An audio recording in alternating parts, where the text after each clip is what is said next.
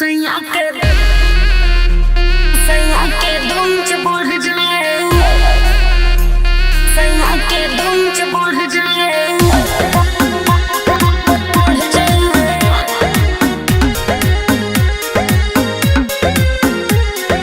Music by उज्जवल कुमार।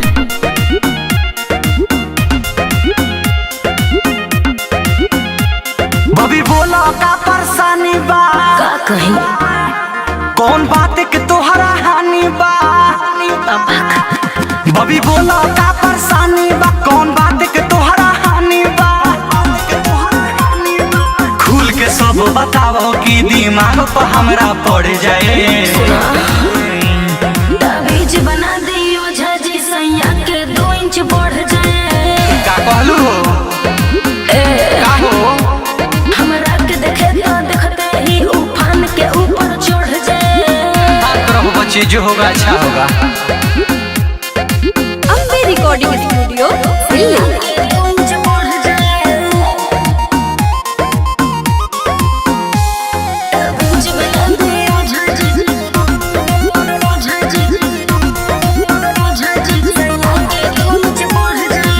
छोड़ा तू सब हई फंडा के हो, झेले लगावल करो संडा के हो।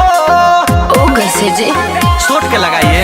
ठीक बा, ए हो कहियो खराब नहीं करेला मेकअप। अच्छा। कई जगह एकर करैनी हम चेकअप। हाथ से खींचो रोज रोज की अपने से लमर जाए।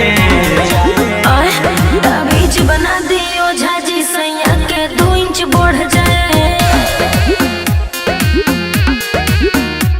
हमरा के देखे तो देखते ही उफान के ऊपर चढ़ जाए।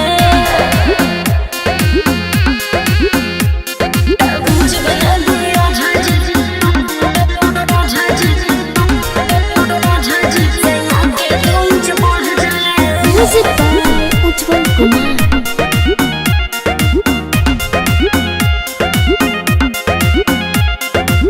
एकरा में बाटे एनर्जी के कमी, दुनू है से खाई तबे आई नमी।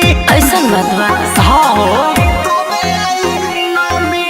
कोके ऑर्डर घर पे दावा मंगोइनी, परदेसी पिया से न सुख तब पैनी। निर्मल जोगेश हावी न हो कि मामला इतना बिगड़ जाए।